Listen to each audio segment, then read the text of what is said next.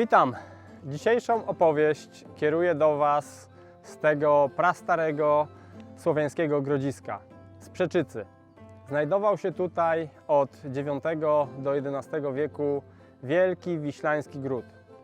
I właśnie dzisiaj z tego miejsca opowiem Wam o historii Polski przed chrztem, ponieważ jest bardzo dużo danych na temat tego, co działo się na ziemiach polskich w wieku IX, na początku wieku X.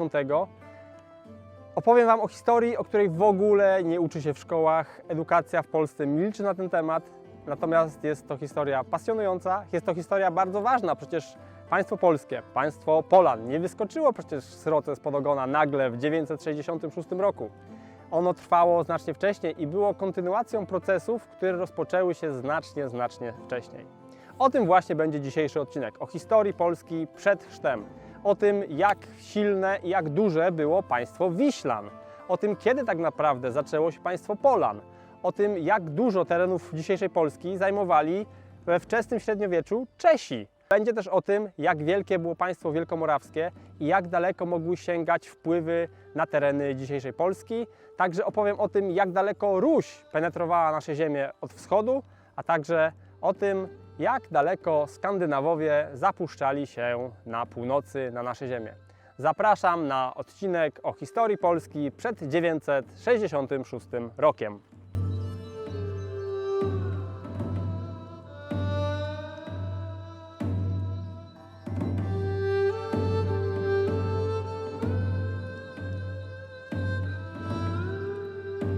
W ogóle ta data 966 rok jest tak arbitralnie przyjęta jako początek w ogóle historii Polski. To jest wielkie zakłamanie naszej historii, ponieważ nasza historia wcale nie zaczęła się wtedy. Przecież Słowianie byli na tych ziemiach już od kilkuset lat i gdyby nie te wcześniejsze ich dokonania, wcale później nie byłoby państwa Wiślan czy państwa Polan. Myślę, że krótko tutaj warto wspomnieć o tym, co działo się wcześniej, zanim w ogóle te państwa plemienne powstały tutaj. Otóż na początku V wieku z naszych terenów na zachód uciekli prawie wszyscy Germanie, ponieważ przerazili się Hunów, którzy kilkadziesiąt lat wcześniej przybili ze wschodu. Ta chuńska nawałnica była dla nich tak przerażająca, że oni postanowili opuścić gremialnie te tereny, niż dawać się zabijać Hunom, którzy byli dla nich bezlitośni. Prawdopodobnie 70 do nawet 80% Germanów, którzy tutaj mieszkali wcześniej, głównie to byli Goci, Wandalowie, Haslingowie, też Burgundowie, Longobardowie częściowo, tam bardziej na zachodzie. Zostało ich tutaj bardzo niewielu i na tą lukę osadniczą zaczęli przybywać ze wschodu Słowianie. Słowianie, którzy bardzo skorzystali na tym, że Hunowie upadli zaraz po bitwie na polach katalaunijskich w 451 roku. Attyla później umiera, później całe to imperium Hunów się rozpada i Słowianie praktycznie dostają swobodę poruszania się po Europie i ruszają masowo na zachód, zasiedlając tereny w bardzo krótkim czasie, aż po Łabę, aż po Dunaj i na południu aż po Grecję. Zrobię w ogóle cały osobny odcinek, żeby opowiedzieć Wam o tej słowiańskiej ekspansji, o tym słowiańskim osadnictwie, jak daleko ono sięgało i jak długo tam trwało, ale teraz tylko wspominam o tym, żeby powiedzieć, skąd tu w ogóle ci Słowianie się wzięli. Bardzo często słyszę zarzut, no jak to, tacy Słowianie, którzy tam gdzieś mieszkali na północy Ukrainy, nagle zasiedlili pół Europy? Tak, zasiedlili pół Europy, ale nie zrobili tego nagle. Zrobili to przez kilkaset lat. I teraz weźcie pod uwagę, że Słowianie mnożyli się jak króliki. Oni byli świetnymi rolnikami i trafiając na dobre tereny, oni spokojnie mogli multiplikować się ilościowo w przeciągu kilku pokoleń. Szczególnie, że nie mieli też, że tak powiem, naturalnych wrogów, bo dopiero później przybyli Awarowie, którzy stali się dla nich pewnym problemem, ale Słowianie się też z nimi całkiem dobrze dogadali. Więc mamy połowę V wieku. Znikają Hunowie jako potęga, Słowianie zaczynają się rozpleniać po Europie, w tą pustkę, którą stworzyli Germanie, uciekając przed Hunami z kolei. Następnie przybywają Awarowie i Słowianie robią taki awarsko-słowiański konglomerat. gdzie Awarowie są tą dominującą siłą kawaleryjską, a Słowianie głównie pieszo współpracują z nimi w podboju Europy. Ale znowu, Awarowie upadają w 626 roku po nieudanej próbie zdobycia Konstantynopola. Ta próba jest na tyle nieudana, że załamuje się potęga Awarów, Słowianie się buntują i praktycznie cała Słowiańszczyzna jest uwolniona. Tworzą się właśnie te państwa słowiańskie. Pierwszym, o którym wiemy, jest państwo Samona na terenie dzisiejszych Moraw. Ale mówię to bardzo w telegraficznym skrócie. Wszystkie linki do filmów, które szczegółowo te tematy poruszają, zostawiam Wam w opisie, bo wiele razy już o tym mówiłem bardzo szczegółowo, więc jeżeli Was interesuje ta historia wcześniejsza, zapraszam. Teraz tylko zmierzam do tego, że ta ekspansja słowiańska spowodowała, że na ziemiach polskich, kiedy mamy IX wiek, czyli na przykład ten 884 rok, kiedy Morawianie przybywają tutaj, żeby zdobyć państwo Wiślan, no to Słowianie są tutaj już przynajmniej od 300 lat. Zdążyli solidne zapuścić korzenie, pobudować te swoje wspaniałe grody i stworzyć struktury plemienne, które później przerodziły się w państwo polskie. Bo jeżeli mamy przekazy kronikarskie mówiące bardzo dobitnie o tym, że na Połabiu, tam gdzie ci niemieccy kronikarze mieli najłatwiejszy dostęp, są książęta, są państwa plemienne, państwo Obodrytów, państwo Wieletów, państwo Serbów połapskich. Tak samo na południu, gdzie mają oni kontakt z Bizantyjczykami, też mamy zapisy o tym, że jest państwo Chorwatów, jest państwo Serbów, tych południowych. To dlaczego tak nie miało być w Polsce? I właśnie archeologia wskazuje na to, że tak dokładnie było, bo skoro było też państwo czeskie i państwo morawskie, tak samo było państwo Polan, państwo Wiślan i nie bójmy się tego powiedzieć. Najprawdopodobniej było też państwo Mazowszan i państwo Pomorzan. Te państwa miały swoje dynastie panujące. Te państwa miały swoje księżniczki, które wydawały za mąż za innych książąt plemiennych. I to wszystko jest w tym momencie tylko i wyłącznie dostępne w archeologii, która coraz więcej grodów odkrywa i coraz dokładniej te grody na szczęście są wreszcie badane.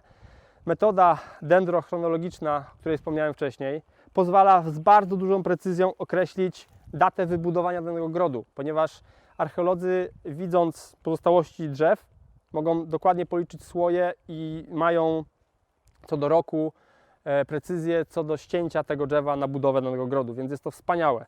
Tak samo coraz dokładniejsze badania grodzisk słowiańskich ujawniają coraz więcej artefaktów, które rzucają zupełnie nowe światło na to, co działo się przed chrztem.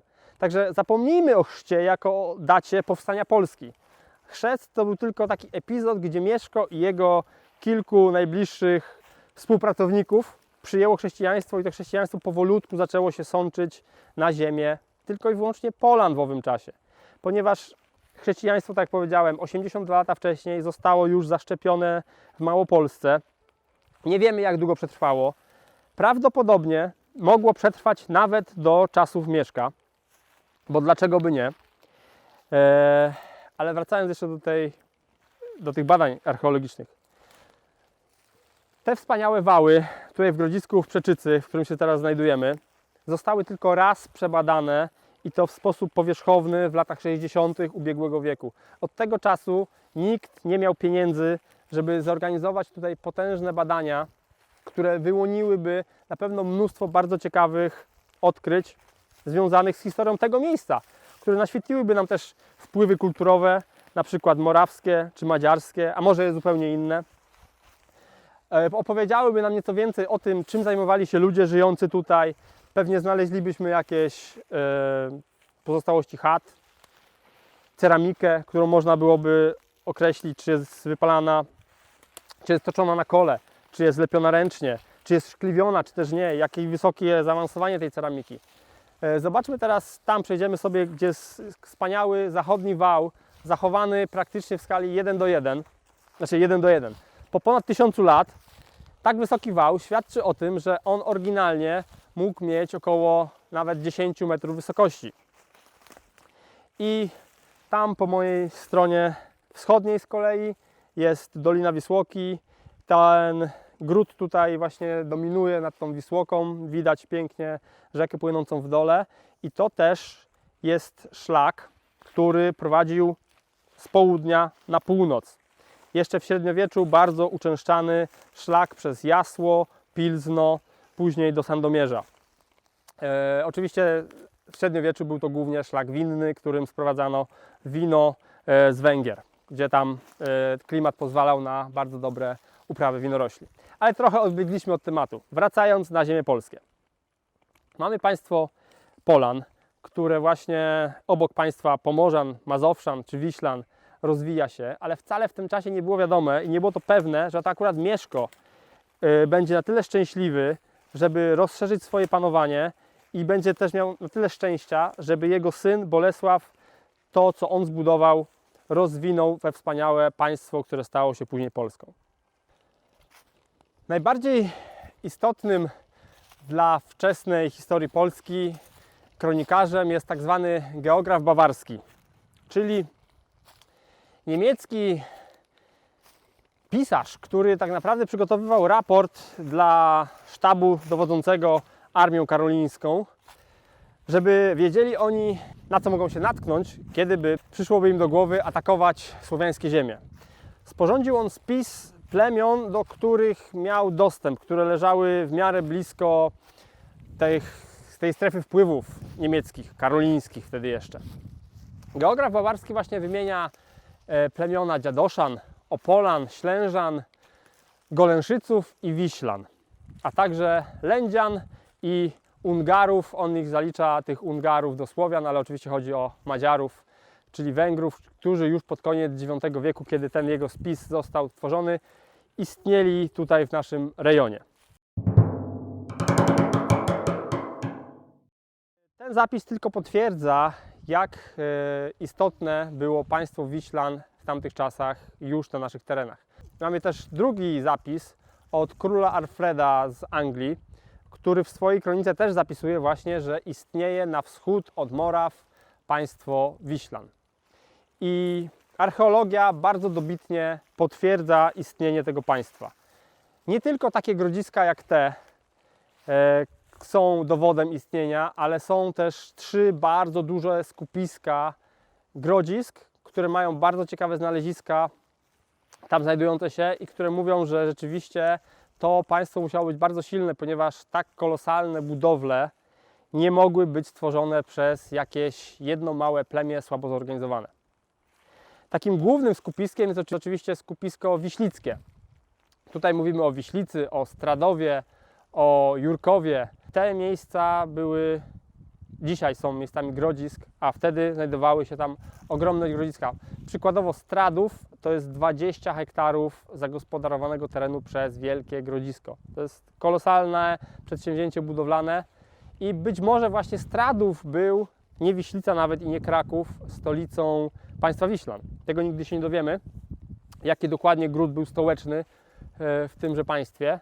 W okolicach Krakowa też oczywiście mamy mnóstwo znalezisk, mamy Wawel, mamy Mogiłę, mamy Bronowice, mamy Wzgórze Lasoty chociażby, które też świadczą o tym, że Wiślanie tutaj budowali dużo różnych ośrodków, głównie oczywiście obronnych, bo te najlepiej zachowały się do dzisiejszych czasów.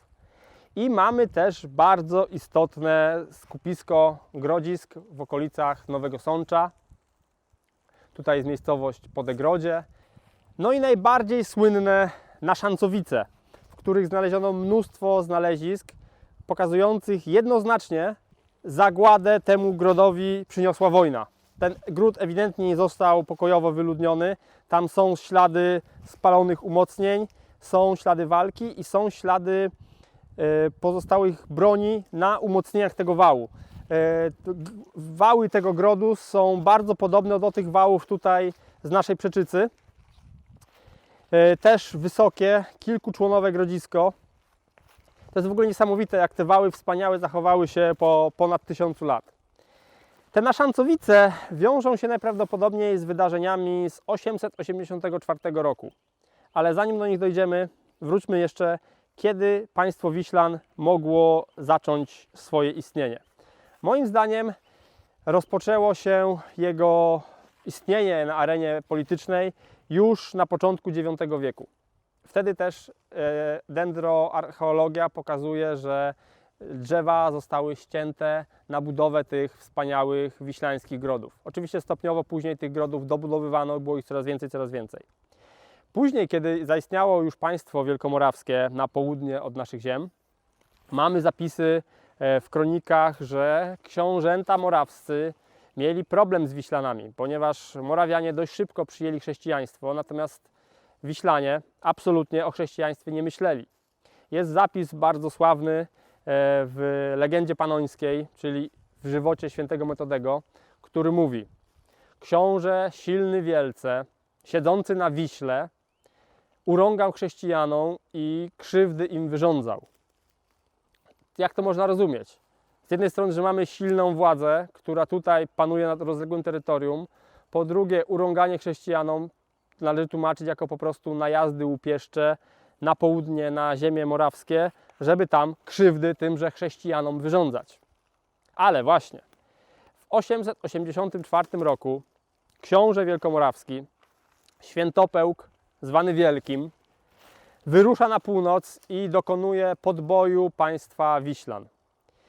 Właśnie gród w Naszancowicach jest przykładem tego podboju. Najprawdopodobniej właśnie w związku z tym, z tą wyprawą wojenną, ten gród został zniszczony. Co jest bardzo ciekawe. Książę Wiślan, nie znamy jego imienia niestety, został schwytany i został przymusowo ochrzczony. Prawdopodobnie miał wybór: chrzest albo śmierć. Wybrał chrzest i od 884 roku Wiślanie formalnie stali się chrześcijanami, bo oczywiście nie był to chrzest tylko księcia, ale pewnie jego najbliższego otoczenia. Książę ten nie został zdetronizowany, rządził nadal i rządził już jako chrześcijański władca, czyli zobaczcie, 82 lata przed słynnym chrztem Polski mamy już chrześcijaństwo na polskich ziemiach w 884 roku. Na pewno powstawały też kościoły wtedy. Skoro było chrześcijaństwo, musiały być kościoły. Ale tego dokładnie nie wiemy, nie ma pewnych znalezisk kościołów z końca IX wieku. Ta zwierzchność wielkomorawska istniała do 902 roku. Wtedy to Wielkie Morawy zostały zniszczone przez najazd węgierski i prawdopodobnie chrześcijaństwo również skończyło się na ziemiach południowej Polski.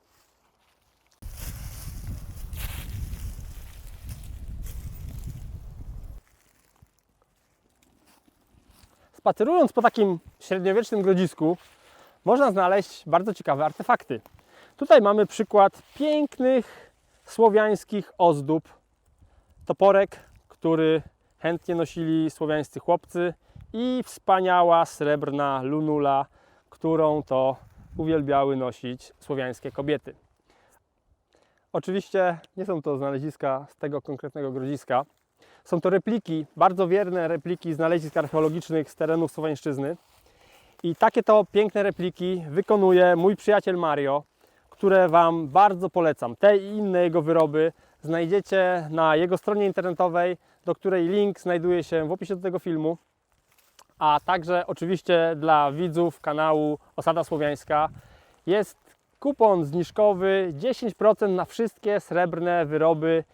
Wpisujecie tam hasło Weles. Mario jest wspaniałym pasjonatem historii, tak samo jak my wszyscy, i wykonuje to z wielką pasją. Tu możecie zobaczyć, jak powstają te jego ręcznie w pełni wykonywane repliki słowiańskich wyrobów. A wracając do Wiślan.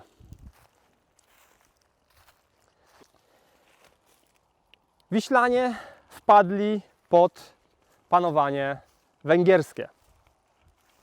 Świadczą o tym liczne znaleziska madziarskich ozdób, madziarskich końcówek do pasów, madziarskich ostróg, które wskazują, że ci nowi przybysze tutaj te tereny penetrowali. No i prawdopodobnie właśnie na początku X wieku Wiślanie byli pod węgierskim panowaniem. Zresztą Węgrzy wtedy byli bardzo potężni. Terroryzowali prawie całą Europę, więc nic dziwnego, że Wiślanie również byli pod ich władaniem.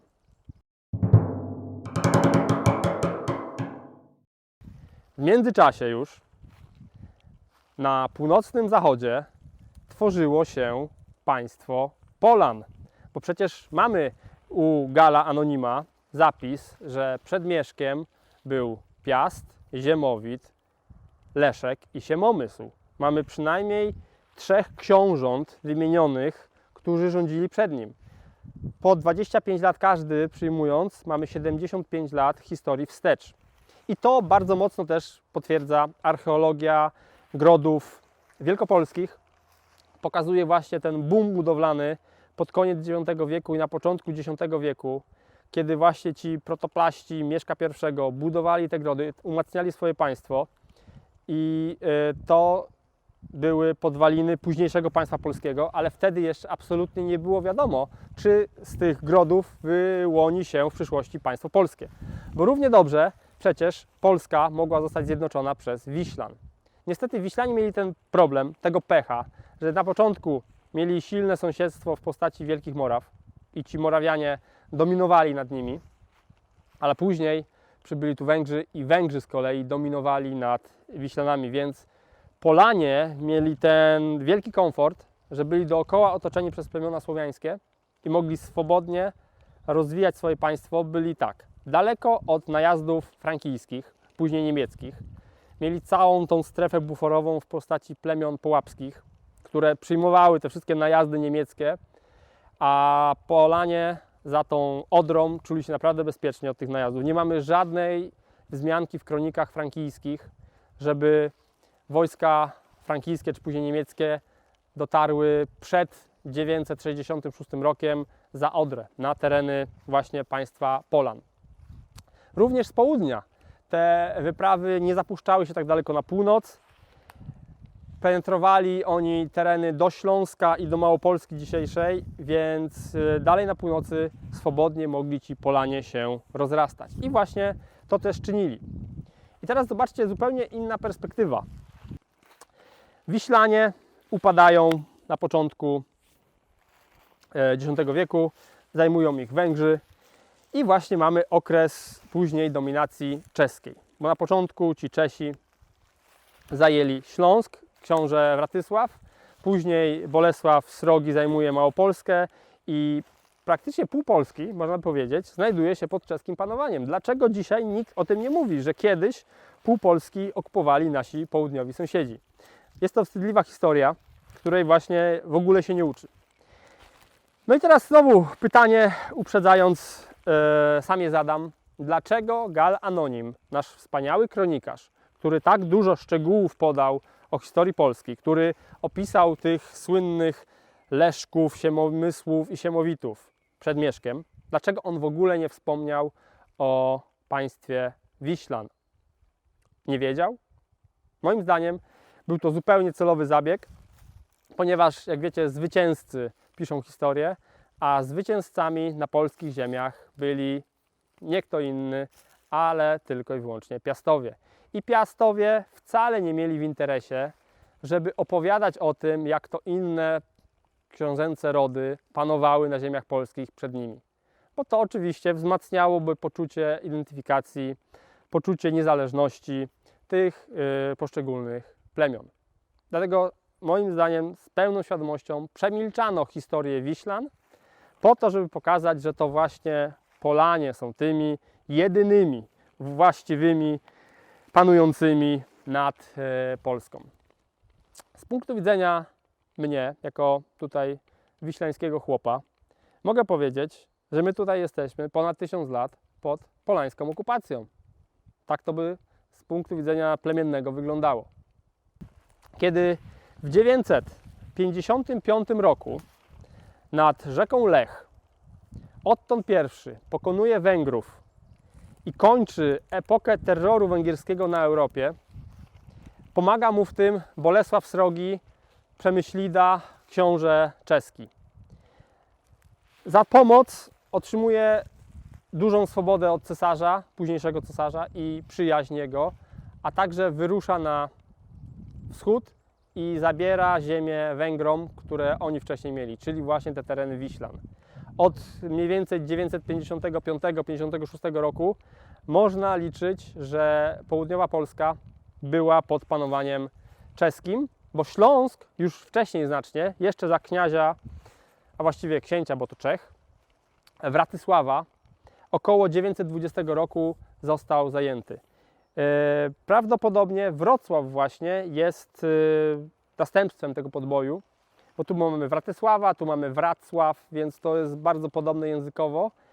I właśnie 920 rok mamy podbój Śląska przez Czechów, a w 956 mniej więcej Bolesław zdobywa państwo Wiślan i te Czechy w tamtym czasie były naprawdę bardzo silnym państwem, bo obejmowały zarówno Kotlinę Czeską, jak i Morawy, jak i Śląsk i Małopolskę.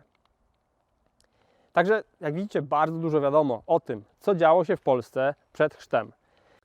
I teraz, patrząc z punktu widzenia czeskiego mocarstwa w połowie X wieku, zupełnie inny charakter nabiera ślub Dobrawy z Mieszkiem. Tu wcale nie chodziło o to, żeby przynieść chrześcijaństwo na północ, tylko po prostu Bolesław Srogi wydał swoją córkę, bardzo cenną, taka księżniczka, córka Bolesława Srogiego była bardzo cennym atutem politycznym.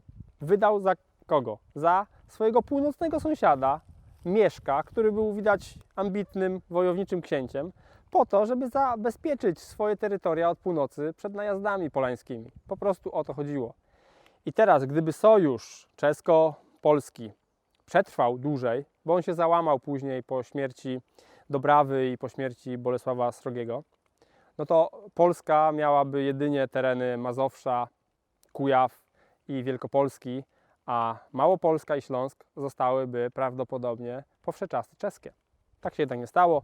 To już jest późniejsza historia, o której opowiadam w odcinku Historia Polski od chrztu z kolei aż do śmierci Kazimierza Wielkiego. Na ten odcinek też zapraszam.